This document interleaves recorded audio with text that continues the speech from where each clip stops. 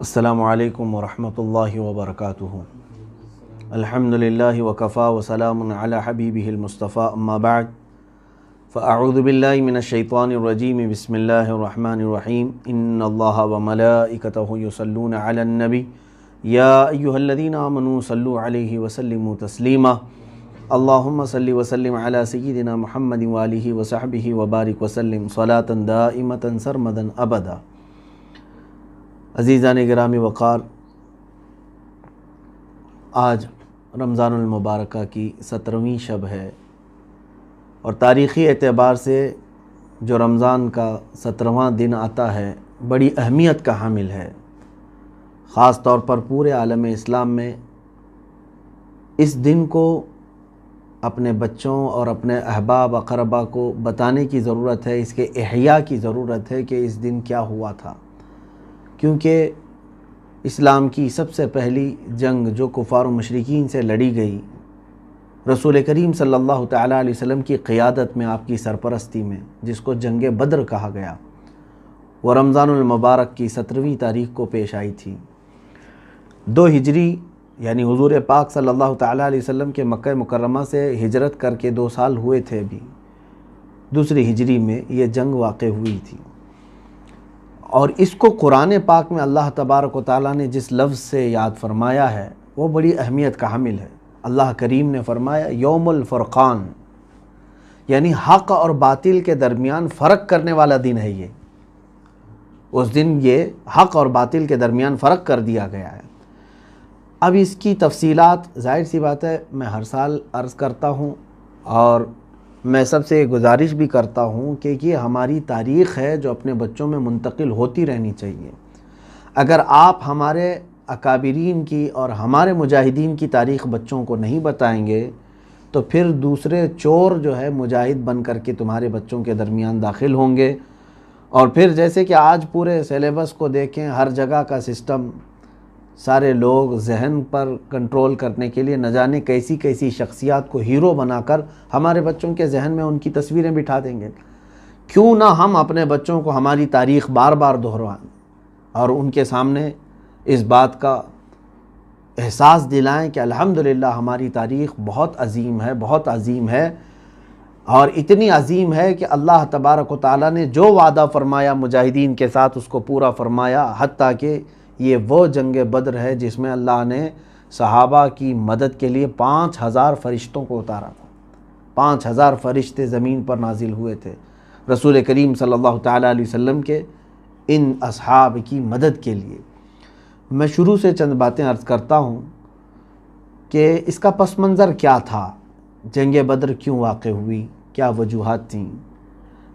اب یہاں سے مجھے ان اعتراضات کو بھی رفع کرنا ہے جو اسلام کے چہرے پر لوگ ڈال کر رکھے ہوئے ہیں یا گرد و غبار ڈالنے کی کوشش کرتے ہیں کہ یہ تلواروں کا دین ہے، زور زبردستی کی گئی، جہاد کیا گیا اور لوگوں کو مارا گیا، پھر اسلام پھیلایا گیا۔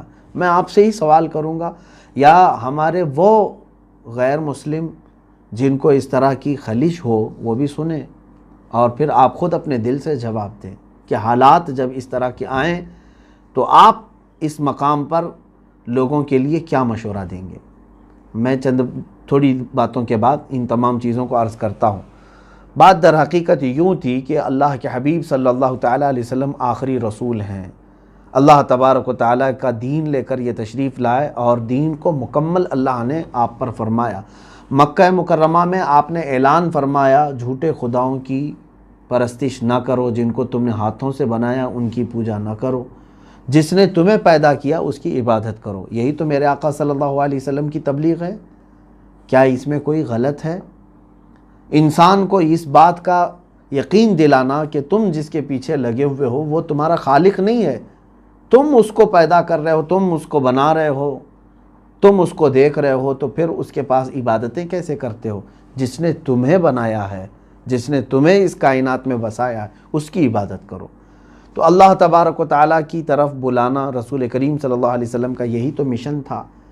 اب مکہ مکرمہ میں مشرکین جو تھے، یعنی جو شرک کرتے تھے، یعنی ایک اللہ کو نہیں ماننا چاہتے تھے، 1000 ان کو تبلیغ دعوت دینے کے بعد بھی، تو تو یہ جتنے دشمنی میں تھے وہ رسول پاک صلی اللہ تعالیٰ علیہ وسلم اور آپ کے جو ایمان لائے ہوئے ساتھی تھے ان کے خلاف کھڑے ہونا شروع ہو گئے۔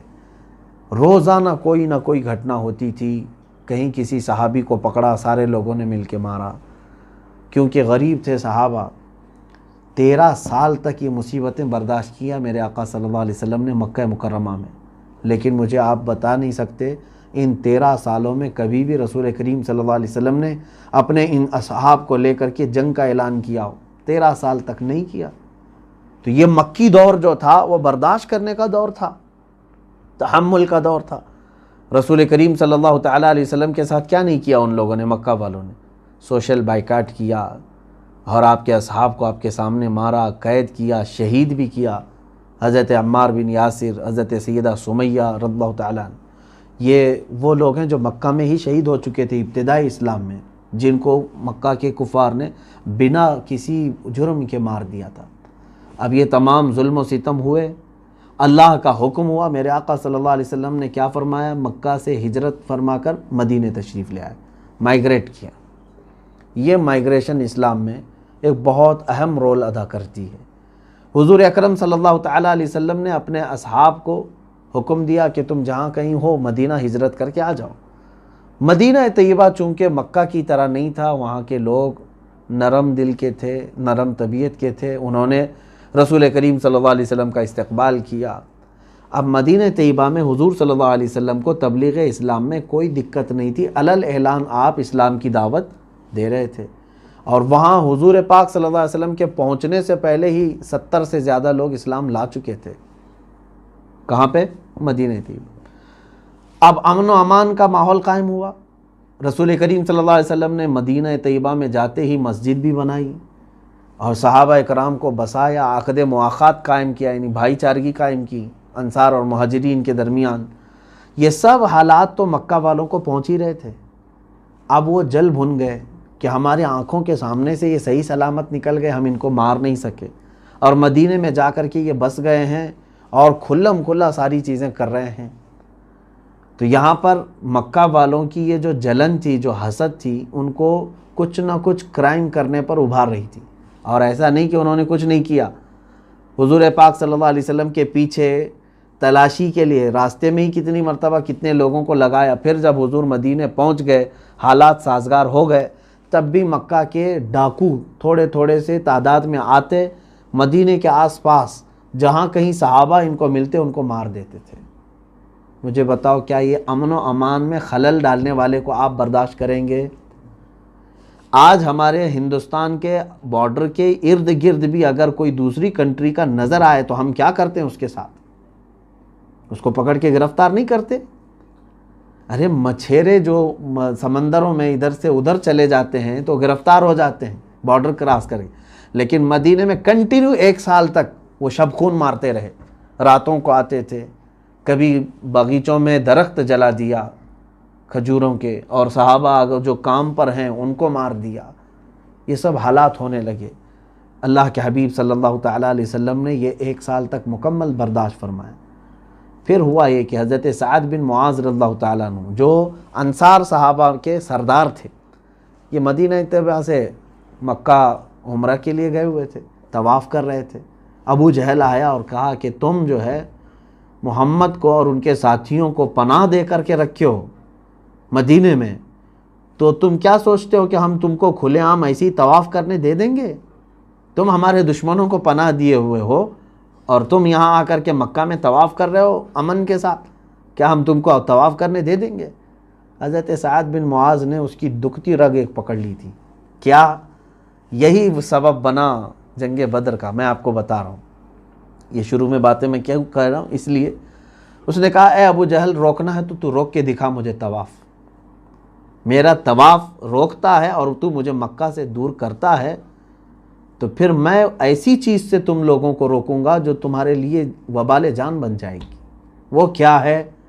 پورے مکہ والوں کی تجارت کا جو راستہ تھا ملک شام، وہ مدینہ ہو کے ہی گزرتا تھا، مین سپاٹ پر تھے مدینے والے، اور اگر انہوں نے راستہ روک دیا تو مکہ کی ساری تجارت ختم ہو جائے گی، نہ ملک شام کا کوئی قافلہ ادھر آئے گا، نہ مکہ والے اپنی تجارت کے لیے ملک شام جائیں گے۔ تو یہ مین شاہراہ پر اگر صحابہ مدینہ طیبہ سے نکل کر راستہ روک لے، ابو جہل کو انہوں نے یہ جو دھمکی دی وہ خاموش ہو گیا، پیچھے ہٹ گیا۔ اب بات اتنی بڑھ گئی کہ ابو جہل سب کو ورغلانے لگا کہ اب تو وہ ہمارے راستے کو بھی روکنے کی بات کر رہے ہیں۔ حضرت سعد بن معاذ یہ کہہ کر کے آ گئے تو ان کے دلوں میں یہ کھلبلی مچ گئی کہ کیا حقیقت میں مسلمان ہمارا راستہ روکیں گے؟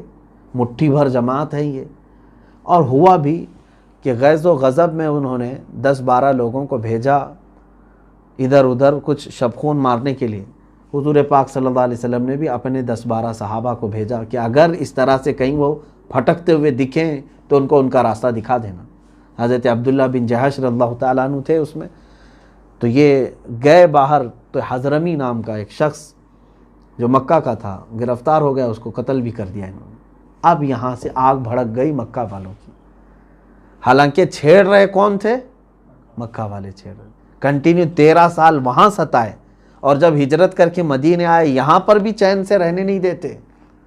اب اللہ کے نبی صلی اللہ علیہ وسلم نے فرمایا اب ناگزیر ہو گیا ہے، ان کو سبق سکھانا ضروری ہے، ورنہ یہ امن کے ساتھ چین و سکون کے ساتھ رہنے نہیں دیں گے۔ کیا کریں؟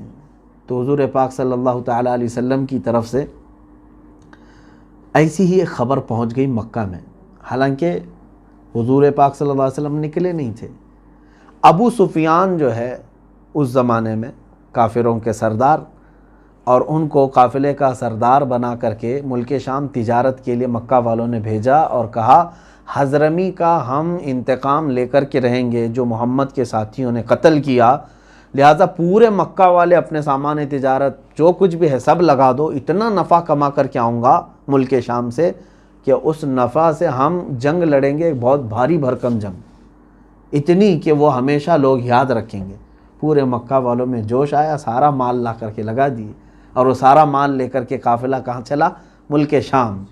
اور افواہ پھیل گئی مکہ میں، ابو سفیان تجارت بھی کر چکا اور ساری نفع بھی کما چکا، واپس آنے کے وقت خامخواہ جو ہے ایک بات پہنچی کہ محمد صلی اللہ علیہ وسلم اپنے ساتھیوں کو لے کر کے مکہ والوں کے اس قافلے پر حملہ کرنے کے لیے نکلے ہیں۔ تو ابو جہل نے سارے لوگوں کو ورغلایا کہ اگر ایسی بات ہے تو پھر ہمیں اپنا مال تجارت بچانا ضروری ہے۔ ابو سفیان کو بھی خبر ہو گئی تھی ملک شام سے جو نکلا تھا کہ محمد صلی اللہ علیہ وسلم اور ان کے ساتھی میرے قافلے کی طاق میں بیٹھے، گھات لگا کر حملہ کر سکتے ہیں۔ اس نے قاصد بھی بھیجا تھا مکہ والوں کے کہ اپنا مال تجارت بچانے کے لیے سب لوگ نکل کے آؤ، پوری جنگ کی تیاری کے ساتھ۔ وہ لوگ 1000 کی تعداد میں وہاں سے نکلے۔ مکہ میں کوئی باقی نہیں تھا، ابو لہب صرف رہ گیا تھا، باقی سارے جتنے سرداران قریش ہیں سب کے سب نکلے تھے۔ اب نکل کر کے وہ سارے لوگ آئے، ابھی زیادہ دور مکہ سے نہیں نکلے تھے کہ ابو سفیان نے وہ مدینے کا راستہ چینج کر کے ساحلی راستوں سے اپنے قافلے کو گزارا اور مکہ تک پہنچ گیا۔ قافلہ صحیح سلامت پہنچ گیا، نہ مال لٹا، نہ حملہ ہوا، کچھ بھی نہیں ہوا، کچھ نہیں ہوا۔ ابو سفیان نے کہا ہم مال تجارت کو بچانے کے لیے نکل رہے تھے مکہ سے، اب ضرورت نہیں ہے، چلو واپس جاؤ۔ لیکن ابو جہل نے کیا کہا؟ نہیں، ہم چلیں گے بدر تک۔ بدر اس وقت ایک جگہ کا نام ہے، وہاں بدر نام کا ایک کنواں تھا یا کئی کنویں تھے، وہاں پر سالانہ میلہ لگتا تھا اور یہ لوگ گاتے بجاتے کھاتے تھے، سب مستی کرتے عیش کرتے، 2-3 دن پھر چلے جاتے تھے۔ اکثر آس پاس کے سب بدر میں جمع ہوتے۔ ابو جہل نے کہا ہم بدر تک جائیں گے، ناچیں گے، گائیں گے، خوب عیش کریں گے، اور محمد اور ان کے ساتھیوں کو ان کی یہ جرت کیسی ہوئی اس کا مزہ چکا کر کے آئیں گے کہ ہمارے قافلے کو روکنے کا سوچا کیسے۔ وہ لوگ نکلے تو میرے آقا صلی اللہ علیہ وسلم کو خبر ہو گئی۔ اللہ کے حبیب صلی اللہ علیہ وسلم نے اپنے صحابہ سے فرمایا کہ چلو ان کے مدینے آنے سے پہلے ان کو روکا جائے، اگر وہ یہاں تک پہنچے تو مدینے کی خرابی ہوگی کہ گھروں پر حملے ہوں گے، عورتیں بچے یہ تکلیف میں آئیں گے، نکلو۔ تو صحابہ اکرام رضوان اللہ تعالیٰ علیہ مجمعین میں اس وقت جتنے تھے سب کو حضور نے ساتھ لے لیا۔ اب یہ جو قافلہ نکلا رمضان المبارک کی اس مقدس مہینے میں نکلا، 313 اس میں تھے۔ روایات الگ سے اگرچہ مختلف ہیں، بعض روایات میں 315، 319، 363 تک کی بھی تعداد آئی ہے، الگ الگ کتابوں میں، لیکن صحیح روایت میں جو اکثر روایات میں ملتا ہے وہ 313، اور دوسری جو کچھ روایت میں جو 15 کی بات کہی ہے وہ یہ ہے کہ رسول کریم صلی اللہ علیہ وسلم اور ایک لاسٹ میں آنے والے صحابی تھے، ان کو ملا کر کے 15 کی تعداد بتائی گئی، 315۔ خیر، یہ لوگ نکلے، ان کے پاس سامان جنگ بھی نہیں تھا، چند کے پاس تلواریں تھیں، باقی کے پاس نہیں۔ اکثر اب آپ اندازہ کریں 313 لوگوں میں کتنوں کے پاس گھوڑے تھے؟ صرف 2 گھوڑے ہیں، صرف 2 گھوڑے ہیں۔ ہاں، تقریباً 70 کے قریب اونٹ تھے جن پر سامان لدا ہوا تھا اور قافلہ چل رہا ہے، تلواریں سب کے پاس نہیں ہیں، 2 گھوڑوں پر پورا قافلہ نکلا ہے۔ اور اس میں میرے آقا صلی اللہ تعالیٰ علیہ وسلم کے ساتھ نکلے ہوئے صحابہ میں تقریباً 5 یا 6 بچے بھی تھے، ان کو جنگ کرنے کی اجازت بھی نہیں تھی لیکن وہ شریک تھے۔ اب وہاں پر بدر کے وادی کے قریب جب پہنچے، اللہ کے حبیب صلی اللہ علیہ وسلم نے ایک جگہ پڑاؤ ڈال دیا اور فرمایا کہ یہیں پر ہمارا قیام ہوگا۔ کفار و مشرکین بھی وہیں پر آ چکے تھے۔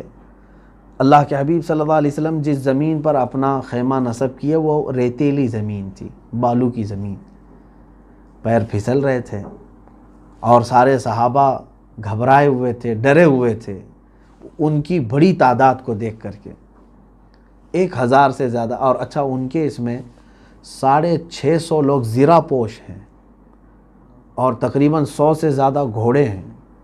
کس کے پاس؟ مکہ والوں کے پاس۔ تلوار باز ہیں، تیر باز ہیں، سب تیاریوں کے ساتھ آئے ہوئے ہیں، اور ادھر دیکھو تو کچھ بھی نہیں ہے۔ تو صحابہ اکرام رضوان اللہ تعالیٰ علیہ مجمعین کا یہ پہلا اتفاق تھا اس طرح اتنی بڑی تعداد کے آمنے سامنے ہونے کا۔ اللہ کے حبیب صلی اللہ علیہ وسلم نے اپنے صحابہ کو جمع کیا اور پہلے ایک نصیحت فرمائی اور پھر سوال کیا، تمہارا کیا ارادہ ہے کہ یہ جنگ ہونی چاہیے، جنگ ہونا چاہیے یا نہیں ہونا چاہیے؟ اب اس میں صحابہ کے جو ایمان افروز جوابات ہیں، ان میں سے جو صحابہ نے، جو حضرت مقداد رضی اللہ تعالیٰ عنہ، وہ کہتے ہیں کہ یا رسول اللہ صلی اللہ علیہ وسلم، ہم موسیٰ علیہ السلام کی قوم بنی اسرائیل کی طرح نہیں ہیں کہ اپنے نبی کو کہہ دیں کہ آپ اور آپ کا خدا جا کر لڑیں، ہم بیٹھے رہیں گے۔ اے نبی، ہم آپ کے دائیں بھی آئیں گے، بائیں بھی آئیں گے، آگے بھی اور پیچھے بھی، ہر وقت آپ کے ساتھ ساتھ لڑیں گے۔ اور پھر ایک صحابی نے کہا یا رسول اللہ صلی اللہ علیہ وسلم، ہم میں سے کسی کو بھی واپس جانے کا خیال نہیں، جہاں آپ کا پسینہ گرے گا وہاں ہمارا خون گرے گا۔ اللہ کے حبیب صلی اللہ علیہ وسلم نے ان کے جوابات کو تسلیم فرمایا، اور اس کے بعد اب رات کے وقت رسول کریم صلی اللہ علیہ وسلم نے تسلی دینے کے لیے صحابہ سے کہا، اے میرے صحابہ نہ گھبراؤ، ان کی تعداد اگرچہ 1000 سے زیادہ ہے، سینکڑوں میں ہے، لیکن اللہ ہمارے ساتھ ہے، اللہ ہمارے ساتھ ہے۔ صحابہ اکرام کو پھر تسلی دینے کے لیے حضور صلی اللہ علیہ وسلم نے کیا فرمایا؟ یہ میدان میں ایک اشارہ کر کے فرمایا، دیکھنا یہاں ابو جہل کل مرے گا گر کے، عتبہ بن ربیعہ، شیبہ بن ربیعہ، یہ کفار کے بڑے بڑے لوگ ہیں۔ حضور نے ان کے نام لیا اور ایک ایک دائرہ کھینچ کے کہا یہ یہاں مریں گے۔ بس صحابہ کے لیے اتنی بات کافی تھی۔ جب نبی کونین صلی اللہ علیہ وسلم کی زبان سے یہ الفاظ نکلے تو اب صحابہ کا اتنا ٹینشن تو ختم ہی ہو گیا ہوگا کہ یہ تو جانے ہی والے ہیں، جن کے بارے میں حضور نے نام لے کر کے کہا ان کی موت تو پکی ہے، اور جگہ بھی حضور نے بتایا۔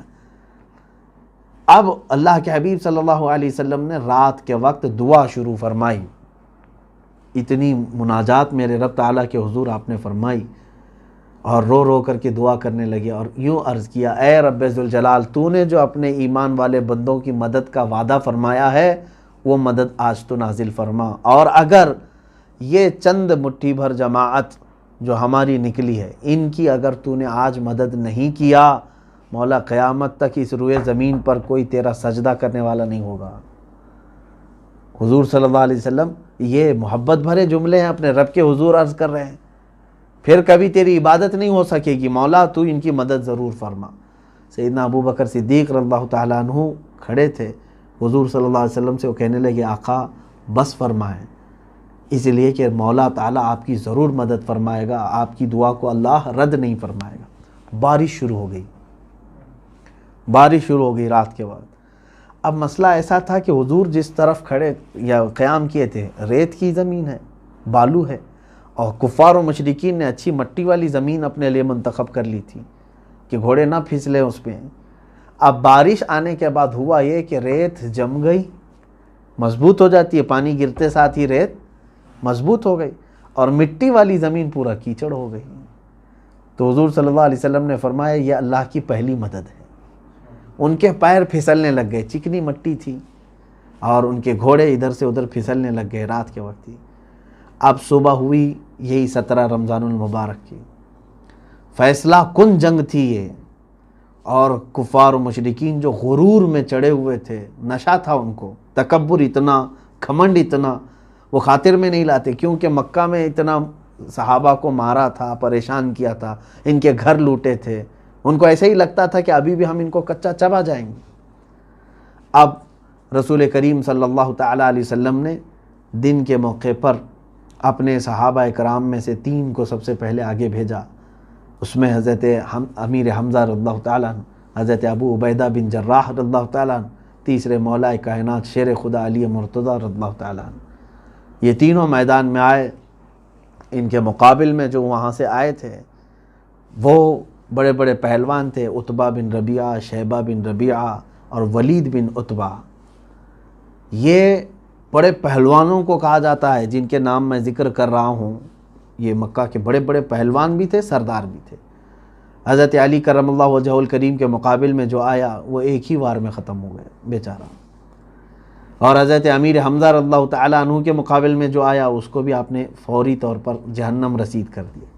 حضرت ابو عبیدہ بن جراح کے مقابل میں جو آیا تھا اس نے حضرت ابو عبیدہ کو زخمی کر دیا تھا۔ آپ زخمی ہوئے لیکن حضرت علی رضی اللہ تعالیٰ عنہ فوراً پلٹ کر کے آئے، اس تیسرے کو بھی جہنم میں پہنچا دیا۔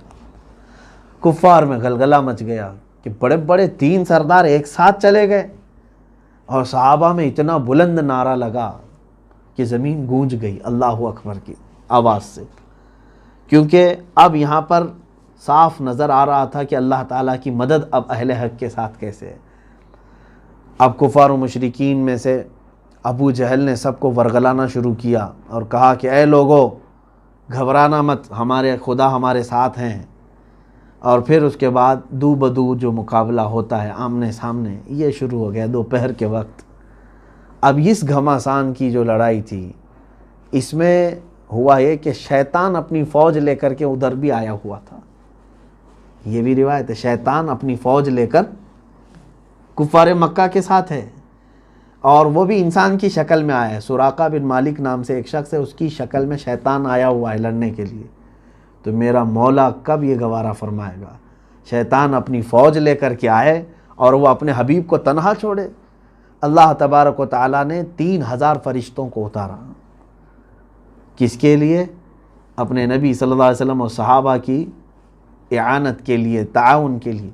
3000 اتارے، اس کے بعد پھر 2000 آئے، 5000 فرشتے اترے، اور اس کے بعد ایسی لڑائی کہ صحابہ فرماتے ہماری تلواروں سے اس وقت سبزی بھی نہیں کٹتی تھی، کند تھی، مڑی ہوئی تلواریں تھیں، برسوں سے زنگ لگی ہوئی، سبزی کاٹنے کے برابر بھی نہیں ہوتی تھی، کیونکہ ہم جنگ کی تیاری سے آئے نہیں تھے۔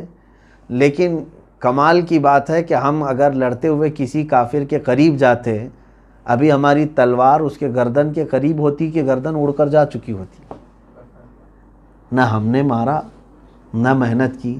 قرآن میں اللہ نے وہ بھی آیت نازل فرمائی سورہ انفال میں، اللہ تعالیٰ فرماتے فَلَمْ تَقْتُلُوهُمْ وَلَكِنَّ اللَّهَ قَتَلَهُمْ، اے محبوب آپ فرمائیں ان کو کہ تم سب نے نہیں قتل کیا، ان کو اللہ نے قتل کیا ہے، ہاتھ تمہارا تھا، کام اللہ کا تھا۔ اب جو کفار مکہ لڑنے کے لیے بدر میں آئے تھے، ان میں سے جو بعد میں ایمان لائے، انہوں نے کہا بدر کے میدان میں جب ہم لڑ رہے تھے عجیب و غریب لوگوں کو ہم نے دیکھا، جن کو ہم نے نہ مدینے میں کبھی دیکھا تھا نہ مکہ میں کبھی دیکھا تھا، اور ان کی ہیبت ایسی تھی کہ جب وہ سامنے آتے تو ہماری تمام چیزیں ختم ہو جاتی، طاقت و قوت۔ اچھا اس سے پہلے ایک اور کام، اللہ کے حبیب صلی اللہ تعالیٰ علیہ وسلم نے ابو جہل جب پکارنا شروع کیا، جوش دلانے لگا، حضور نے مٹی کی کچھ کنکریاں اٹھائیں اور کفار مکہ کی طرف یوں کہہ کے پھینک دیا شاہت الوجوہ، تمہارے سب چہرے برباد ہو جائیں۔ اتنا تھا کہ روایت میں ہے کہ وہ کنکری تقریباً ہر کافر کی ناک تک گئی، اور اس کے بعد ان کے اندر پوری طاقت ہی ختم ہو چکی تھی، قوت دفاع بھی نہیں تھا، ڈیفنس کی قوت تک نہیں تھی۔ کس سے تم لوہا منوانے کی کوشش کر رہے ہو؟ کس سے؟ وہ کائنات کے سب سے طاقتور رسول محترم صلی اللہ تعالیٰ علیہ وسلم سے۔ رسول کریم صلی اللہ تعالیٰ علیہ وسلم کی مدد کے لیے اللہ نے 5000 فرشتے اتارے۔ بہرحال اس جنگ کا ہونا کیا تھا وہ تو ہمیں صاف نظر آتا ہے۔ ایک طرف اہل حق ہیں اور وہ بھی کمانڈر یا ان کی قیادت کرنے والے کائنات کے سب سے افضل، سب سے اشرف انسان محمد الرسول اللہ صلی اللہ علیہ وسلم ہیں، اور وہ ادھر دعائیں کر رہے ہیں، تو ادھر صحابہ اکرام رضوان اللہ تعالیٰ علیہ مجمعین جو نہتے ہیں، اور وہ بھی صرف اللہ اور اس کے رسول کے بھروسے پر آئے ہوئے ہیں۔ کئی صحابہ ایسے ہیں جن کے پیروں میں چپل بھی نہیں ہے، نالین بھی نہیں ہے، اور وہ کیسا ان کا جذبہ تھا، دھوپ میں، گرمیوں میں، بدر کے موقع پر وہ لڑ رہے تھے۔ حضرت عکاشہ رضی اللہ تعالیٰ عنہ ایک صحابی وہ فرماتے ہیں میرے پاس کچھ بھی نہیں تھا، تلوار بھی نہیں تھی، کچھ نہیں۔ اللہ کے حبیب صلی اللہ علیہ وسلم کے پاس آیا اور کہنے لگا کہ یا رسول اللہ صلی اللہ علیہ وسلم، کیا میں خالی کھڑا رہوں؟ میرے بھائی دیگر مجاہدین لڑ رہے ہیں۔ حضور اکرم صلی اللہ علیہ وسلم نے فرمایا دیکھو تم بھی کوئی لکڑی اٹھا لاؤ، جنگ لکڑیوں سے نہیں لڑی جاتی۔ وہ کہتے ہیں کہ مجھے قریب میں ایک پڑی ہوئی لکڑی ملی، وہ لا کر کے میں نے حضور کے پاس پیش کیا، اللہ کے حبیب صلی اللہ علیہ وسلم نے اس پر اپنا ہاتھ پھیرا۔ حضرت عکاشہ کہتے ہیں اسی کو میں تلوار بنا کر لڑتا رہا، کتنوں کو تو میں نے اس سے مارا ہے، جس کو میری لکڑی پڑتی اتنا گہرا زخم ہوتا کہ اس کی چمڑی الگ ہو جاتی تھی لکڑی سے، اور وہ لکڑی کئی سالوں تک محفوظ رہی حضرت عکاشہ نے جو جنگ بدر میں استعمال کی تھی۔ عزیزان گرامی، یہ جنگ بدر میں جو حالات ہوئے، اس کے بعد کفار مکہ کی ایسی درگت بنی کہ وہ ہیبت کی وجہ سے میدان چھوڑ کر بھاگنے پر مجبور ہو گئے۔ سارا ساز و سامان سب میدان میں چھوڑا اور بھاگے۔ اس میں ابو جہل قتل ہو گیا تھا، امیہ بن خلف قتل ہو چکا تھا، امیہ بن حرب یہ قتل ہو چکا تھا، عتبہ شیبہ یہ قتل ہو چکے تھے، یہ سارے قتل ہو گئے تھے جنگ بدر میں۔ جو بڑے بڑے وہاں کے میٹنگ کرنے والے سردار تھے، یہ حرم پاک میں میٹنگ کرنے والوں کی جو ایک ٹیم تھی، وہ پوری ٹیم ایک ساتھ چلی گئی، یعنی غیبت کٹے والے پورے چلے گئے۔ رسول کریم صلی اللہ تعالیٰ علیہ وسلم نے شام کے وقت شکرانہ ادا کیا اللہ رب العزت کی بارگاہ میں، دیکھا 70 ان کے مارے گئے تھے۔ کتنے؟ کفار مکہ میں سے 70 کو ان صحابہ نے جہنم رسید کیا تھا۔ 313 کا مقابلہ 1000 کے ساتھ، آپ سوچ سکتے ہیں کہ 3 گنا زیادہ اپنے۔ یہی ایمانی قوت ہے، ایمانی طاقت یہی ہے کہ تم خوف نہ کرو، اللہ کے بھروسے چلو، اور اللہ تعالیٰ تمہارا رعب ان کے دلوں میں ڈالے گا۔ انہوں نے 1000 کے ساتھ مقابلہ کیا اور 70 کو پہنچا دیا جہنم میں، اور 70 قیدی بن گئے۔ 140 اور پورا ساز و سامان ان کا سب میدان میں بکھرا ہوا، وہ مال غنیمت ہے، صحابہ کے لیے آیا، اور باقی سب جان بچا کر بھاگنے پر مجبور ہو گئے، چلے گئے۔ 70 کو گرفتار کیا گیا، 70 تو جہنم رسید ہو چکے تھے۔ اللہ کے حبیب صلی اللہ تعالیٰ علیہ وسلم نے ساری لاشوں کو جمع کیا، جس کی مل سکی ان کو سب ایک گڑھے میں ڈال دیا، اور اس کے بعد حضور نے ایک خطبہ دیا ان کے سامنے، اور کہا کہ اے لوگو، کیا میں تمہارے پاس رسول بن کر کے نہیں آیا تھا؟ کیا میں نے جو باتیں کہی تھی وہ سچ ثابت نہیں ہوئی؟ کیا تم اب نہیں دیکھ رہے ہو کہ حق کیا تھا؟ صحابہ اکرام نے دیکھا کہ حضور کس سے بات کر رہے ہیں۔ رسول کریم صلی اللہ تعالیٰ علیہ وسلم سے صحابہ نے پوچھا آقا یہ جو بدر کے مشرکین جو مارے گئے آپ ان سے خطاب کر رہے ہیں؟ کہا ہاں۔ کہا سن رہے ہیں وہ؟ حضور پاک صلی اللہ علیہ وسلم نے فرمایا ہاں، تم سے جو زندہ ہیں ان سے زیادہ وہ سنتے ہیں، ان کو سب سنائی دے رہا ہے۔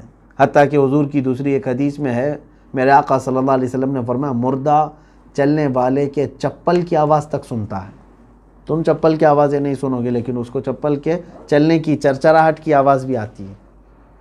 اب یہاں اندازہ کریں، ایک بات تو مجھے یہ کہنی ہے کہ مشرکین بدر جو بدر میں آئے ہوئے تھے، قتل ہو گئے، ان کو جب رسول کریم صلی اللہ علیہ وسلم خطاب کر رہے ہیں اور یہ فرما رہے ہیں وہ سن سکتے ہیں، پھر یہاں تو لوگ اولیاء اکرام کے سننے پر اعتراض کر رہے ہیں۔ کیا اولیاء اکرام قبروں میں نہیں سنتے؟ میرے عزیزو، اگر وہ نہیں سنتے اور مومنین نہیں سنتے تو کبھی ہم کو یہ نہیں کہا جاتا تھا کہ جب بھی قبرستان جاؤ تو یوں کہو السلام علیکم یا اہل القبور. ہم کو یہ سکھایا گیا نا, اے قبروں والو تم پر سلامتی ہو. ارے جو سنی نہیں رہا ہے اس کو اے کہہ کر کے پکاریں گے ہم؟ وہ سن رہے ہیں اور جواب بھی دیتے ہیں. یہ اور بات ہے کہ وہ برزخ میں ہیں, ان کی آواز ہم تک نہیں آتی. بہرحال اب مسلمانوں کا اس میں کیا نقصان تھا؟ بس یہ ہے کہ 14 صحابہ اکرام شہید ہوئے تھے. 70 کے مقابل میں 14 کی تعداد بہت کم ہے. 14 صحابہ اکرام رضوان اللہ علیہم اجمعین جام شہادت نوش فرمائے, جس میں سے 13 تو وہیں پر انتقال فرما گئے تھے میدان میں. 14ویں حضرت ابو عبیدہ بن حارث رضی اللہ تعالیٰ عنہ راستے میں جن کا انتقال ہوا, جہاں آج بیر روحا ہے اور بعض کہتے ہیں بیر شفا, وہاں پر حضرت عبیدہ بن حارث رضی اللہ تعالیٰ عنہ زخمی حالت میں آئے تھے, واپسی کے وقت ان کا انتقال ہوا, وہ وہاں پر دفن ہوئے. 14 صحابہ اکرام اس میں جاں بحق ہوئے تھے. اللہ کے حبیب صلی اللہ تعالیٰ علیہ وسلم نے اس جنگ کو, جنگ بدر کو, قرآن پاک کی روشنی میں جو فرمایا وہ یوم الفرقان ہے. حق اور باطل میں اس دن فرق ہو گیا کہ حق کی اللہ کیسے مدد فرماتا ہے. اس میں جذبہ جہاد دیکھنے کے قابل ہے میرے عزیزوں کئی لوگوں کے. آپ سوچ سکتے ہیں جن کے پاس کچھ نہیں, ان کی کمائی کے ذریعے اس وقت تک ابھی نہیں بنے تھے. یہ جو گئے تھے اس میں سے تقریباً 60 مہاجر تھے, باقی سب انصار صحابہ تھے. 313 میں 60 مہاجرین اور باقی سمجھ لیں 253 کے قریب انصار صحابہ جو مدینے کے ہیں. انصار صحابہ کا کیا گیا تھا کہ مطلب وہ اس پورے بدر میں شریک ہوئے تھے؟ وہ تو مکہ والوں کے خلاف جو ہجرت کر کے آئے تھے ان کا حق تھا نا. لیکن انصار صحابہ نے یہ کہا کہ جو ہمارے مہاجرین صحابہ کے ساتھ ان لوگوں نے برا سلوک کیا, ہم اپنے بھائیوں کا انتقام ضرور لیں گے ان سے. 253 انصار صحابہ ساتھ میں تھے بدر کے موقع پر, اور 60 صحابہ مہاجرین میں سے تھے. اور شہادت میں بھی 6 جو ہے مہاجرین کے ہیں, باقی 8 انصار صحابہ کے. انصار صحابہ نے میرے آقا صلی اللہ تعالیٰ علیہ وسلم پر اپنی جان نچھاور کر دی ہے, اور آج تک میرے آقا کی دعا کی برکت ہے کہ الحمدللہ مدینے میں آج بھی اہل محبت ہیں. آپ دیکھنا پورے مدینے میں, چاہے نوجوانوں میں برے اعمال اخلاق اگرچہ آ گئے ہوں گے, لیکن ان کے دل کے اندر آج بھی نرمی, اجانب کے ساتھ, نئے لوگوں کے ساتھ, زائرین کے ساتھ ویسا سلوک نہیں کرتے جیسے دوسرے وحشی کرتے ہیں سعودی, دوسری جگہ جیسے جنگلی پن کرتے ہیں. مدینے والے اس طرح سے نہیں کرتے الحمدللہ, کیونکہ مدینے والے استقبال کرنے والوں میں سے ہیں, اہل محبت میں سے ہیں. آج تک مدینے والے جو بھی نیا آدمی ہوتا ہے, جیسے آپ آئے ہیں, آپ کو آپ کا نام معلوم نہیں ہو تو کیا کہہ کر پکارتے ہیں؟ محمد, اسمع یا محمد, اے محمد سن ادھر. یعنی تمہارا نام کچھ بھی ہو لیکن وہ کیا کہہ کر پکارتے ہیں؟ محمد. یہ ان کی محبت ہے. یہ مدینے والوں کا پہلے سے معمول رہا ہے کہ جو بھی ان کے ہاں نیا دکھتا ہے تو اس کو کیا کہتے ہیں؟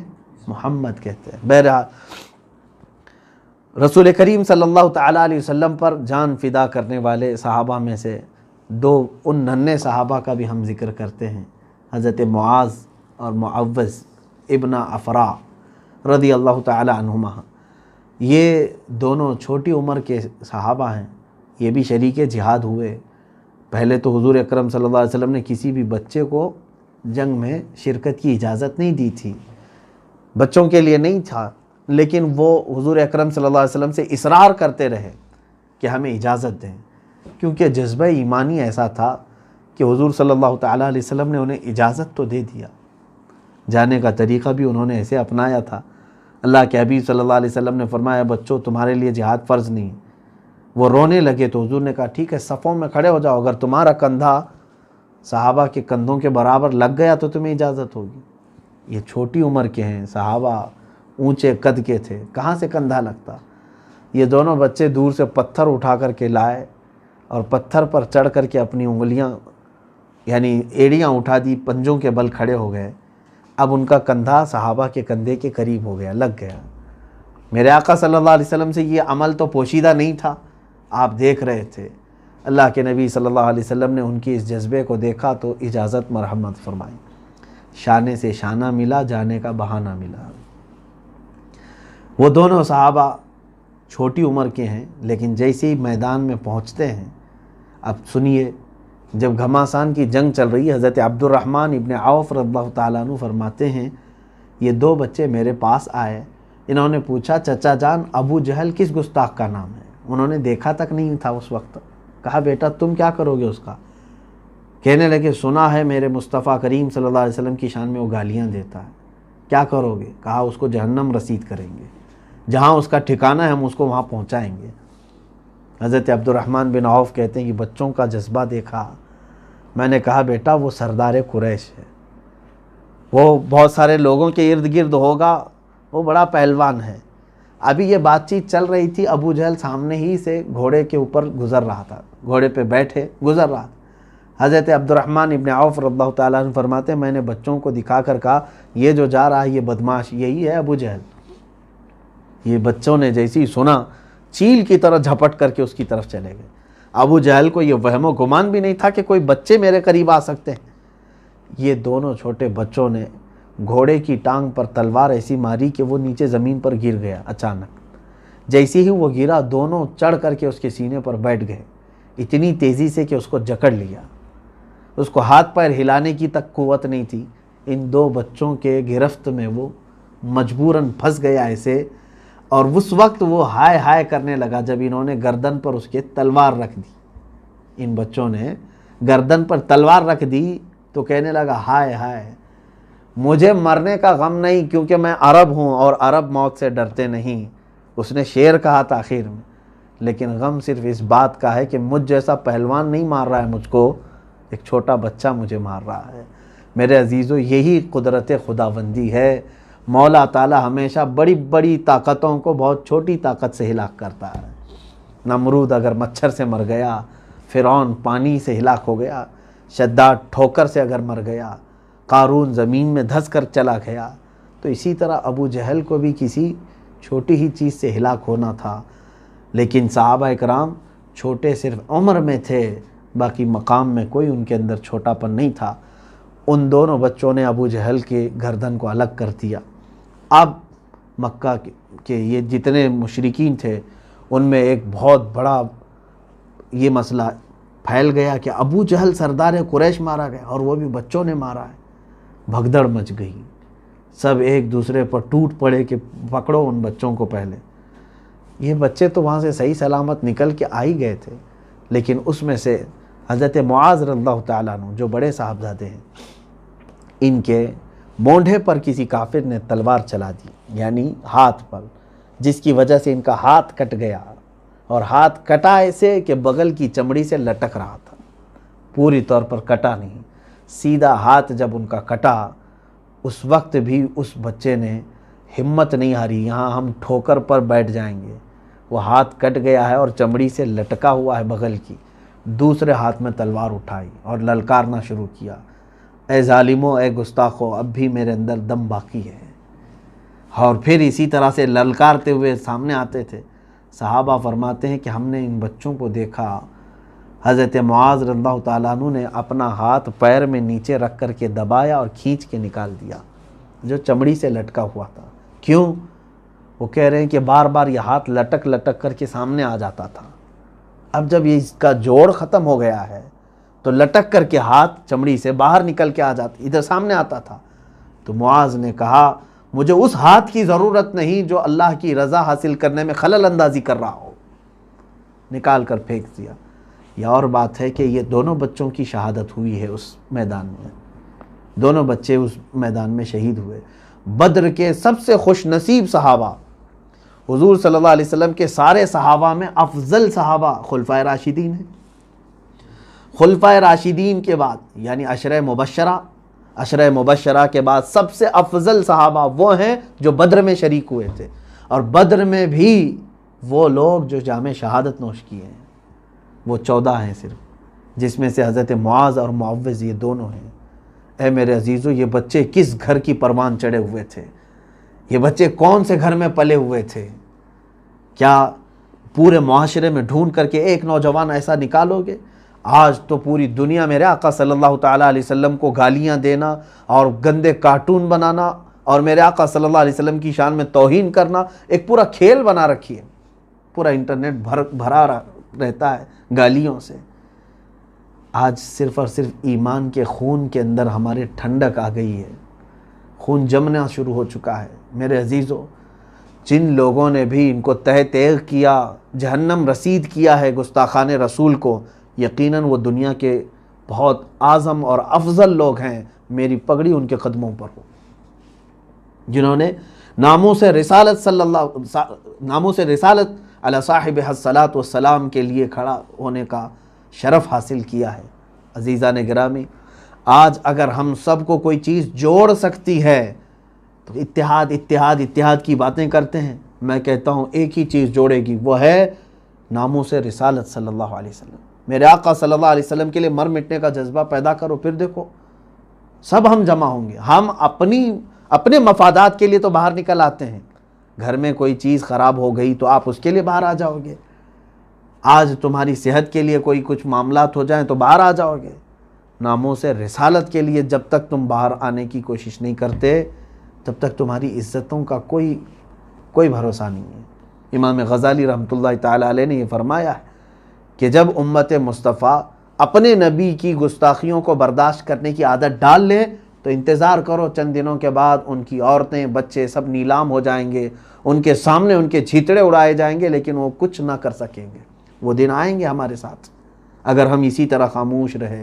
عزیزان گرامی وقار، مصطفیٰ کریم صلی اللہ تعالیٰ علیہ وسلم پر جتنے اوچھے حملے کیے تھے مکہ والوں نے، مدینے کے یہ 313 صحابہ نے ان کے دانت کھٹے کر دیے تھے، ان کو ناکوں تلے چنے چبا دیے تھے۔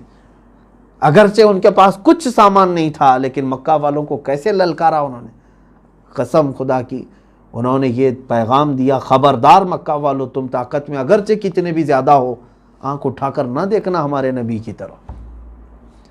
بدر میں بھی اور احد میں بھی یہی ایک صحابی ہیں جو حضور صلی اللہ علیہ وسلم کے دفاع میں کھڑے ہیں، میرے آقا صلی اللہ علیہ وسلم کا خیمہ لگا سامنے۔ ایک وقت ایسا آ گیا کہ تیروں کی بارش شروع ہو گئی، جو صحابی حضور کی حفاظت کے لیے کھڑے تھے ان کے جسم پہ 80 تیر لگے تھے، لیکن وہ ٹس سے مس نہیں ہوئے، ایک تیر بھی میرے نبی کی طرف نہ آنے پایا۔ وہ صحابہ کا جذبہ تھا۔ میرے عزیزوں، بدر ہمیں یہی تعلیم دیتا ہے کہ اپنے بچوں کو ناموس رسالت سکھاؤ، اور اگر تم نے محبت مصطفیٰ صلی اللہ علیہ وسلم اپنے بچوں کو پلا دیا، ایک دن آئے گا کہ تم ساری محبتیں خود اکٹھا کر لوگے، ہر کوئی تمہاری محبت کرے گا، تم سے محبت کرے گا، کیونکہ اللہ کا یہ ذمہ کرم پر ہے، اللہ کے ذمہ کرم پر ہے تمہاری محبت لوگوں کے دلوں میں ڈالنا۔ اگر تم نے اپنے بچوں کو اللہ اس کے رسول کی محبت ڈالی تو اللہ تمہارے بچوں کے دلوں میں تمہاری عظمت اور محبت ڈالے گا۔ آج بدر کے یہ تمام معاملات دیکھنے کے بعد میرے عزیزوں، تاریخ پھر سے ہمارے سامنے اسی طرح کی دہرائی جاتی ہے۔ اب میں آتا ہوں ان اعتراضات پر جو میں نے شروع میں کہا تھا۔ نان مسلم، غیر مسلم یا کوئی بھی ملحد ایتھسٹ اگر اس کو ایسا لگتا ہے کہ جہاد کوئی ایک سخت قسم کا حکم ہے اسلام میں، تو میں اس سے کہتا ہوں کہ تیرے گھر کے آس پاس اگر تجھے 13 سال پریشان کر دیا جائے اور لوٹ مار مچائی جائے، تمہارے بچوں کو قتل کیا جائے، تب تم کیا ایکشن لوگے؟ کیا کوئی ایکشن نہیں لوگے؟ مصطفیٰ کریم صلی اللہ علیہ وسلم اور صحابہ نے 13 سال جو برداشت کیا مکہ میں، وہ کیوں نہیں بتاتے آج؟ وہ کیوں نہیں کہتے ہیں؟ 13 سال تک مکہ میں کبھی حضور نے حملہ کیا؟ ہر چیز برداشت کی۔ 3 سال تک تم نے بائیکاٹ کر کے رکھا تھا میرے آقا کا، چمڑے کھائے ہیں، پتے کھائے ہیں رسول کریم صلی اللہ علیہ وسلم، اور اسی غم میں ماں خدیجۃ الکبریٰ کا انتقال ہو چکا ہے۔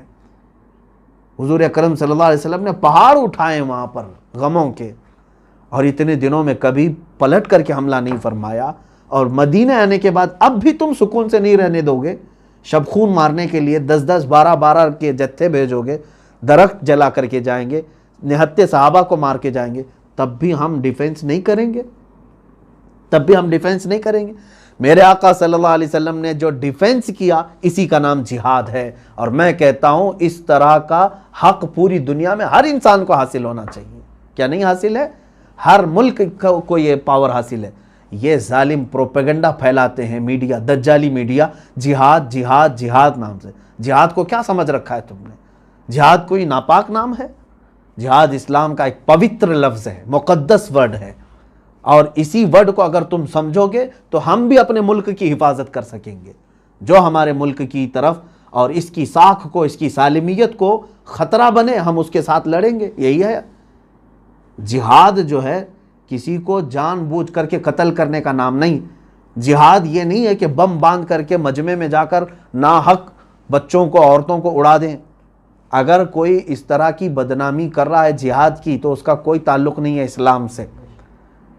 میں نہیں مانتا کہ ایسا کوئی جہاد ہوتا ہے کہ بم باندھ کر کے پبلک ایریے میں آ کر کے کوئی اڑا دیا، اس کا نام جہاد ہے. جہاد یہ نہیں ہے.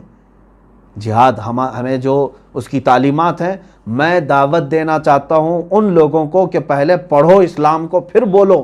صرف میڈیا میں بیٹھ کر کے بھونکنے کا مطلب ایجوکیشن نہیں کہتے اس کو.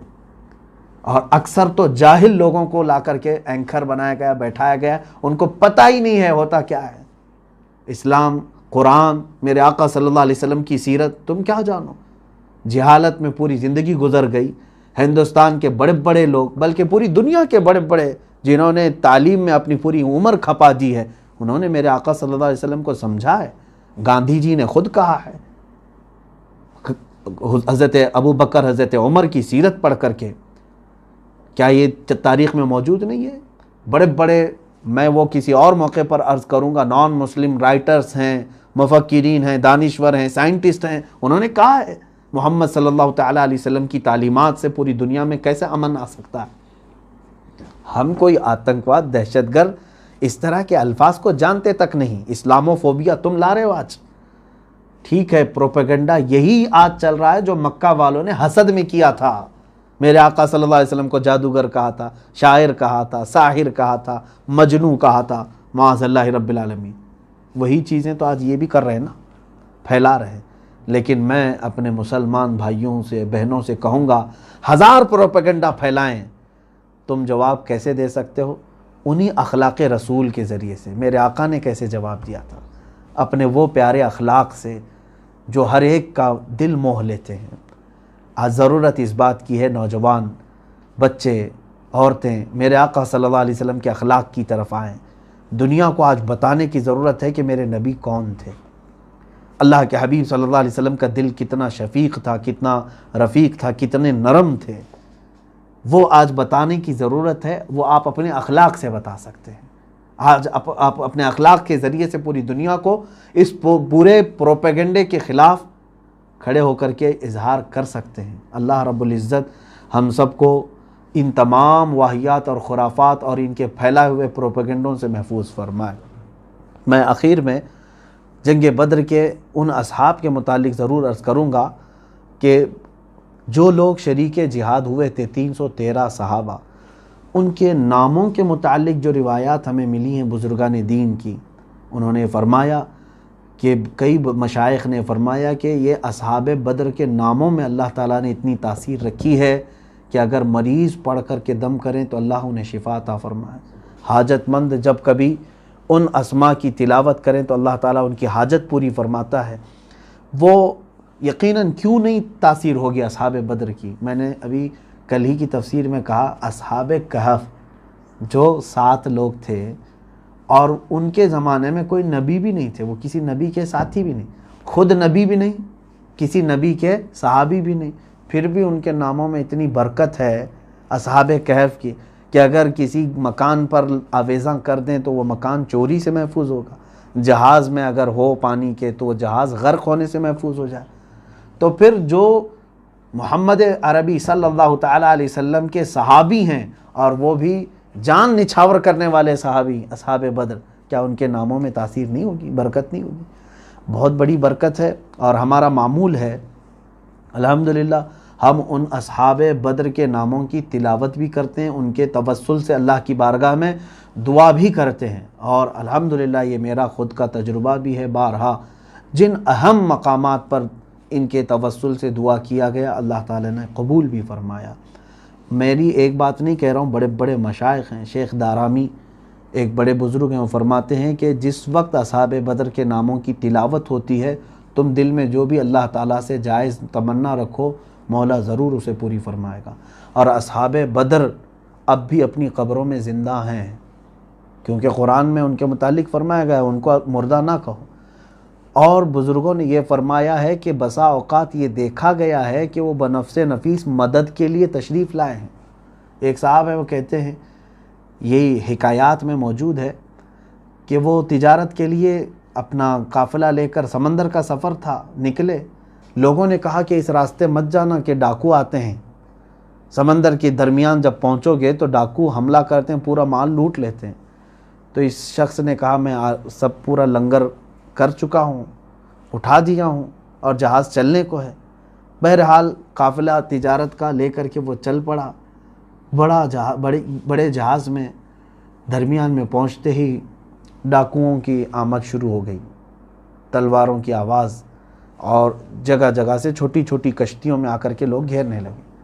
اب یہ بندہ کہتا ہے میں اصحاب بدر کو یاد کرنا شروع کیا اور ان کے ناموں کی تلاوت کرنے لگا۔ اچانک میں نے دیکھا کہ ہماری کشتی تو سائیڈ ہو گئی، کنارے ہو گئی، ہمارا جو جہاز ہے۔ پیچھے سے کچھ سفید لباس میں لوگ آئے اور ان ڈاکوؤں سے مقابلہ کرنا شروع کیا۔ ایسے مقابلہ کیا کہ ان پورے ڈاکوؤں کو قتل کر دیا، پورا خون پانی میں بہہ رہا تھا۔ ان کی کشتیاں بغیر ملاح کے اسی طرح بہنے لگیں، اور یہ صاحب کہتے ہیں جو تاجر ہے، میں صحیح سلامت دوسرے کنارے پہنچا تو جس جگہ میں پہنچا شہر میں بہت سارے لوگ میرے استقبال پہ آئے، پوچھے کہ برسوں بعد کوئی قافلہ صحیح سلامت اس راستے سے یہاں پہنچا ہے، کیسے آئے تم؟ اس نے اپنے رات کا واقعہ بتایا۔ تو وہاں پر ایک بزرگ موجود تھے، انہوں نے کہا اے تاجر تجھے معلوم ہے جن لوگوں نے ڈاکوؤں کا قتل کیا وہ اصحاب بدر تھے رضوان اللہ علیہ۔ تو بنفس نفیس اللہ تبارک و تعالیٰ نے ان کو وہ قوت اور تصرف عطا فرمایا ہے کہ وہ مدد کے لیے پہنچتے ہیں۔ بے شمار باتیں اس طرح کی ہیں۔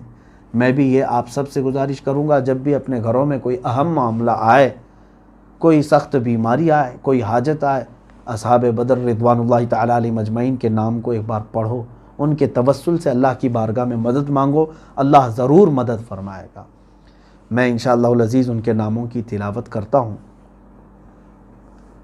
آپ حضرات توجہ کے ساتھ سماعت بھی فرمائیں، اور خاص طور پر یہ بھی ہے کہ جب ان کے ناموں کی تلاوت ہو تو آپ رضی اللہ عنہ کہا کریں۔ کیا کہیں گے؟ رضی اللہ عنہ۔ انشاءاللہ العزیز دعا کے موقع پر تمام مومنین مومنات سب کے لیے ہم دعا کرتے ہیں، اللہ تبارک و تعالی ہماری دعاؤں کو استجابت عطا فرمائے۔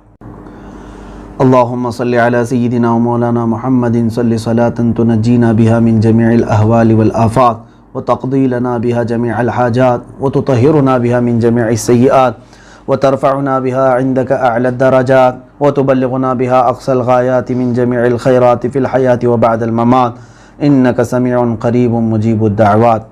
اللہم انا نتوسل الیک باسمک العظیم وبجاہ نبیک الکریم وولیک العظیم۔ اللہم انا نتوسل الیک باسم سیدنا محمد رسول اللہ صلی اللہ علیہ وسلم وشرف وعظم وکرم، وبسیدنا ابی بکر صدیق رضی اللہ تعالی عنہ، سیدنا عمر بن الخطاب رضی اللہ عنہ، وسیدنا عثمان بن عفان رضی اللہ عنہ، سیدنا علی بن ابی طالب رضی اللہ تعالی عنہ، ابی بن کعب والاخنس السلمی، الارقم بن ابی الارقم، اسعد بن یزید، انس بن معاذ، انیس بن قتادہ، انسا مولا رسول اللہ، اوس بن ثابت، اوس بن خولی، وأوس بن الصامت وإياس بن أوس وإياس بن البكير وبراء بن مغرور، بجير بن أبي بجير، بحاث بن ثعلبة، بسبسة بن عمر، بشر بن البراء، بشير بن سعد، بلال بن رباح، تميم بن يعار، تميم مولى خراش، تميم مولى غنم بن السلم، ثابت بن أقرم، ثابت بن ثعلبة، ثابت بن خالد، ثابت بن عمر، ثابت بن حزال، ثعلبة بن حاطب، ثعلبة بن عمر، وثعلبة بن عنمة، ثقف بن عمر، جابر بن عبد الله، جبر بن عتيق، جبار بن صخر، جبير بن إياس، جابر بن عبد الله بن عمر، حارث بن أنس بن مالك، حارث بن أوس، حارث بن أوس بن معاذ، حارث بن حاطب، الحارث بن خزمة الخزرجي، الحارث بن خزمة الأوسي، الحارث بن أبي خزمة، الحارث بن الصمة، الحارث بن عرفجة، الحارث بن القيس، الحارث بن قيس الخزرجي، الحارث بن النعمان، حارثة بن سراقة، حارثة بن عمير، حارثة بن النعمان، حاتب بن أبي بلتعة، حاتب بن عمر، الحباب بن المنذر، حبيب بن الأسود، حرام بن ملحان، حريث بن زيد، الحسين بن الحارث، حمزة بن عبد المطلب، حمزة بن الحمير، خارجة بن زيد، خالد بن البكير، خالد بن قيس، خباب بن الأرد، خباب مولى عتبة، خبيب بن إساف، خداش بن قتادة، خراش بن الصمة، خريم بن فاتق، خلاد بن رافع، خلاد بن سويد، خلاد بن عمرو، خلاد بن قيس، خليفة بن عدي، خنيس بن حذافة، خليد بن قيس، خوات بن خيير، خولي بن أبي خولي، ذكوان بن عبيد، ذو الشمالين بن عبد عمر، راشد بن المعلى، رافع بن المعلى، رافع بن الحارث، رافع بن عنجدة، رافع بن مالك، رافع بن يزيد، ربعي بن رافع، ربيع بن إياس، ربيعة بن أكثم، رخيلة بن ثعلبة، رفاعة بن الحارث، رفاعة بن رافع، رفاعة بن عمر، رفاعة بن عبد المنذر، الزبير بن العوام، زياد بن السكن، زياد بن عمر، زياد بن لبيد، زيد بن أسلم، زيد بن حارثة، زيد بن الخطاب، زيد بن المزين، زيد بن وديعة، زيد بن المعلى، سالم بن عمير، سالم مولى أبي حذيفة، السائب بن عثمان بن مدعون، صبرة بن فاتك، سراقة بن عمرو، سراقة بن كعب، سعد بن أبي وقاص، سعد بن خولة، سعد بن خيثمة، سعد بن زيد الأوسي، سعد بن زيد المهاجر، سعد بن الربيع، سعد بن سعد، سعيد بن سهل، سعد بن عبادة، سعد بن عبيد، سعد بن عثمان، سعد بن معاذ، سعد مولى حاتب، سفيان بن بشر، سلمى بن أسلم، سلمى بن ثابت، سلمى بن سلامة، سليد بن قيس، سليم بن الحارث، سليم بن عمرو، سليم بن قيس، سليم بن مليحان، سماك بن سعد، سنان بن صيفي، سنان بن أبي سنان، سهل بن حنيف، سهل بن رافع، سهل بن عتيق، سهل بن قيس، سهل بن وهب، سهيل بن رافع، سواد بن رزن، سواد بن غزية، سويبت بن حرملة، شجاع بن وهب، شريك بن أنس، شماس بن عثمان، صبيح مولى العاصي، صبيح مولى العاصي، صفوان بن وهب، صيفي بن سواد، صهيب بن سنان، ضحاك بن حارثة، ضحاك بن عمرو، ضمرة بن عمرو، طفيل بن الحارث، طفيل بن مالك، طفيل بن نعمان، طلحة بن عبيد الله، طليب بن عمير، عاصم بن ثابت، عاصم بن عدي، عاصم بن البكير، عاصم بن قيس، عاصم بن البكير، عامر بن الربيعة، عامر بن أمية، عامر بن البكير، عامر بن سعد، عامر بن سلمى، عامر بن فهيرة، عامر بن مخلد، عامر بن السكن، عباد بن بشر، عباد بن قيس، عبادة بن صامت، عبد الله بن قيس، عبد الله بن ثعلبة، عبد الله بن جبير، عبد الله بن جحش، عبد الله بن الجد، عبد الله بن الحمير، عبد الله بن الربيع، عبد الله بن رواحة، عبد الله بن زيد، عبد الله بن سراقة، عبد الله بن سلمى، عبد الله بن سهل، عبد الله بن سهيل، عبد الله بن شريك، عبد الله بن طارق، عبد الله بن عامر، عبد الله بن مناف، عبد الله بن عرفة، عبد الله بن عمرو، عبد الله بن عمير، عبد الله بن قيس، عبد الله بن كعب، عبد الله بن مخرمة، عبد الله بن مسعود، عبد الله بن مدعون، عبد الله بن النعمان، عبد الرحمن بن جبر، عبد الرحمن بن عوف، عبد رب بن حق، عبدة بن الحسحاس، عبس بن عامر، عايد بن مامض، عبيد بن أوس، عبيد بن التيهان، عبيد بن زيد، عبيد بن أبي عبيدة بن الحارث، عتبان بن مالك، عتبة بن ربيعة، عتبة بن عبد الله، عتبة بن غزوان، عثمان بن عفان، عثمان بن مدعون، العجلان بن النعمان، عدي بن أبي زغباء، عثمان بن الحسين، عسيمة الأشجعي، عتيبة بن نويرة، عقبة بن عامر، عقبة بن عثمان، عقبة بن وهب الأنصاري، عقبة بن وهب المهاجر، عكاشة بن محسن، عمار بن ياسر، عمارة بن حزم، عمارة بن زياد، عمرو بن إياس، عمرو بن الجموح، عمرو بن الحارث المهاجر، عمرو بن الحارث الأنصاري، عمرو بن سراقة، عمرو بن أبي سرح، عمرو بن طلق، عمرو بن قيس، عمرو بن معبد، عمرو بن معاذ، عمرو بن ثعلبة، عمير بن حرام، عمير بن الحمام، عمير بن عامر، عمير بن عوف، عمير بن أبي وقاص، عوف بن أبي الحارث، أويم بن ساعدة، عياض بن زهير، غنام بن أوس، فاكهة بن بشير، فروة بن عمرو، قتادة بن نعمان، قدامة بن مدعون، قطبة ابن عامر، قیس ابن عمر، قیس بن محسن، قیس بن مخلد، کعب بن جمار، کعب بن زید، لبدہ بن قیس، مالک بن ابی خولی، مالک بن دخشم، مالک بن ربیعہ، مالک بن رفاعہ، مالک بن عمر، مالک بن قدامہ، مالک بن مسعود، مالک بن نمیلہ، مبشر ابن عبد المنذر، المجزر بن زیاد، محرز ابن عامر، محرز ابن نضلہ، محمد بن مسلمہ، مدلاج بن عمر، مرثد بن ابی مرثد، مستح بن اثاثہ، مسعود بن اوس، مسعود بن خلدہ، مسعود بن ربیعہ، مسعود بن زید، مسعود بن سعد، مسعود بن عبد سعد، مصعب بن عمیر، معاذ بن جبل، معاذ بن الحارث، معاذ بن الصمہ، معاذ بن عمرو،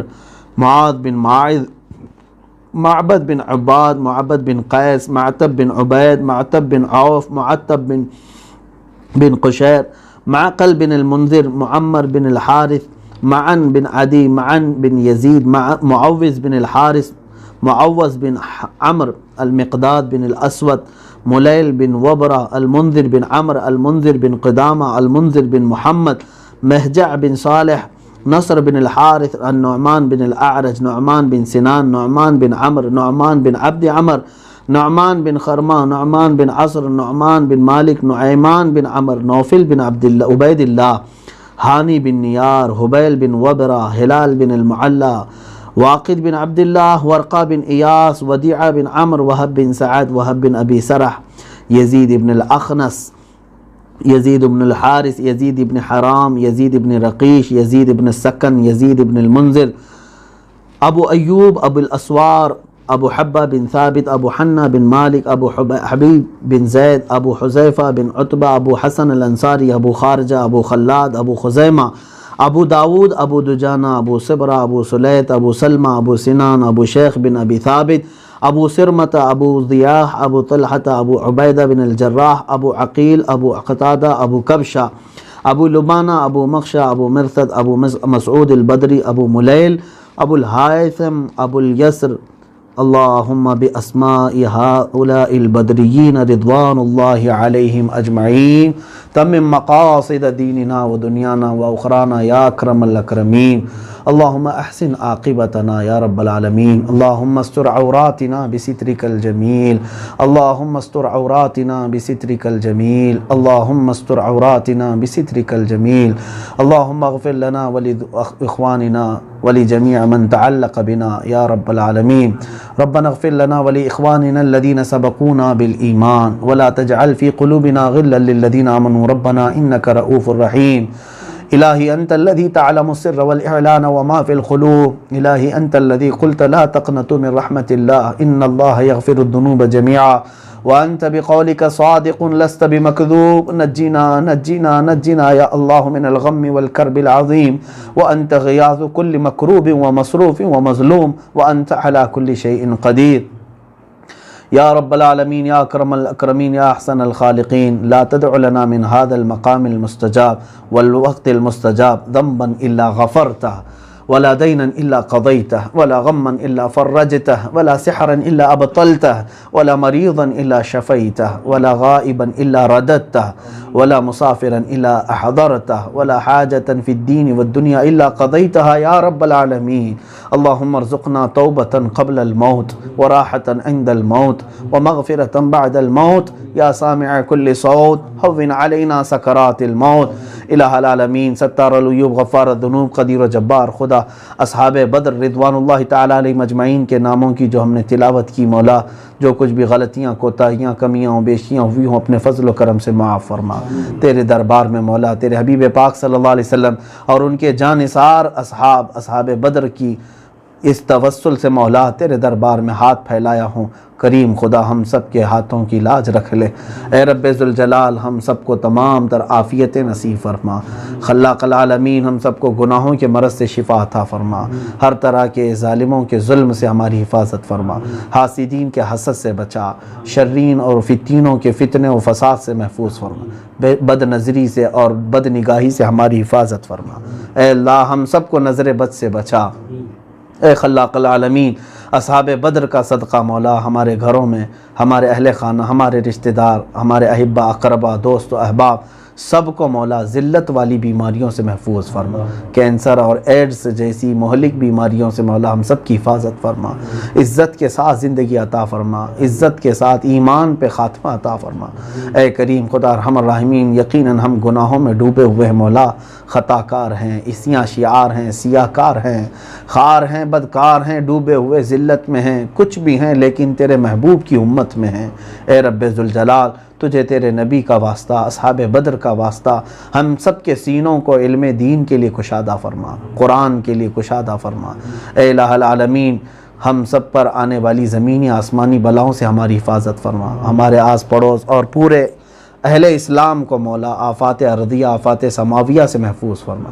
ہمارے گھروں میں مولا غیب سے تو حلال روزیاں عطا فرما، برکتوں کا نزول فرما، بے برکتی سے اور حرام روزیوں سے ہمارے گھروں کی حفاظت فرما۔ جو پریشان حال ہیں ان کی پریشانیوں کو دور کر دے، جو بے اولاد ہیں انہیں صالح اولاد عطا فرما۔ اے رب قدیر احسن الخالقین، جو قرض میں ڈوبے ہوئے ہیں ان کے قرضوں میں آسانیاں عطا فرما۔ الہ العالمین، اے رب ذوالجلال، جو بے جوڑ ہیں انہیں نیک و صالح رشتے عطا فرما۔ اے احسن الخالقین مولا الہ العالمین، تجھے فضل کرتے نہیں لگتی بات، نہ ہو مایوس تجھ سے امیدوار۔ ہم سب تیرے دربار میں التجا کرتے ہیں، آج 17ویں رمضان المبارک کی شب ہے مولا، اصحاب بدر کا واسطہ، آج کی وہ تاریخ میں جب تیرے حبیب پاک صلی اللہ علیہ وسلم کے ساتھ یہ جانثار صحابہ تیری رضا کے لیے نکل پڑے تھے مولا، ان محبتوں کا ایک قطرہ ہمیں نصیب فرما۔ اے مولا، ہمیں عشق رسول عطا فرما، ہماری آنکھوں کو بے حیائی سے بچا لے، ہمیں محبت رسول میں جینے مرنے کی توفیق دے دے مولا، ہمارا خاتمہ بھی تیرے حبیب کی محبتوں میں ہو۔ اے رب ذوالجلال، اخیر میں اتنی التجا ہے، دنیا ہم نے بہت دیکھی ہے مولا، ان آنکھوں کے ہمیشہ بند ہونے سے پہلے ایک بار ان آنکھوں کو تیرے حبیب پاک صلی اللہ علیہ وسلم کے چہرے جہاں آرا کی زیارت نصیب فرما، ان کے جمال جہاں آرا کی زیارت نصیب فرما مولا۔ اخیر میں مولا، ہم سب کی تمام تر کوتاہیوں سے اگر تو ناراض ہے تو ہم سب کو معاف کر دے، پورے مولا دنیا میں امن و امان عطا فرما۔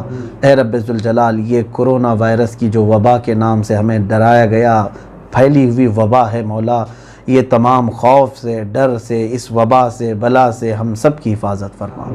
اے رب ذوالجلال، ہم چاہے مر جائیں، کچھ بھی ہو جائے مولا، تیری مسجدوں کے دروازے کشادہ فرما دے، حرمین طیبین کو تو پھر سے کھول دے مولا۔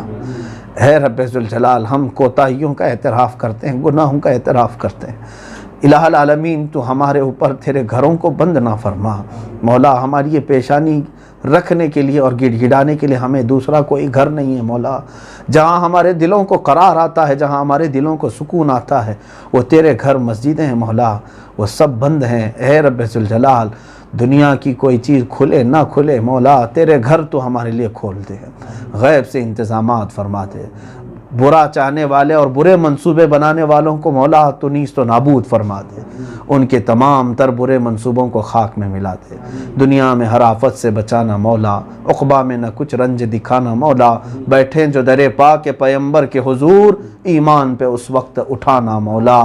ان اللہ و ملائکتہ یصلون علی النبی یا ایھا الذین آمنوا صلوا علیہ وسلموا تسلیما، اللہم صلی وسلم علی سیدنا محمد وآلہ واصحابہ وبارک وسلم، دعواہم فیہا سبحانک اللہم وتحیتہم فیہا سلام، وآخر دعواہم ان الحمدللہ رب العالمین۔ جب دم واپسی ہو یا اللہ، جب دم واپسی ہو یا اللہ، لب پہ جاری ہو بس لا الہ الا اللہ محمد الرسول اللہ صلی اللہ علیہ وسلم۔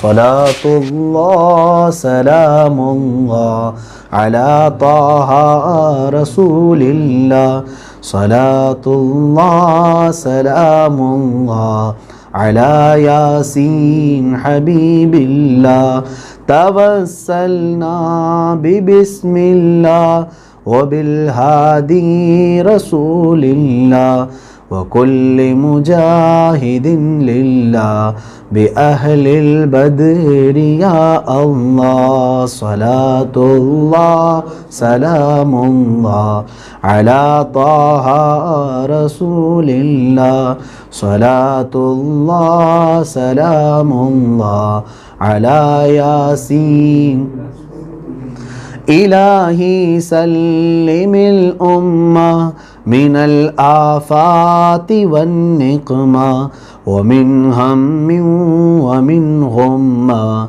بأهل البدر يا الله صلاة الله سلام الله على طه رسول الله صلاة الله سلام الله على ياسين حبيب الله صلى الله تعالى على خير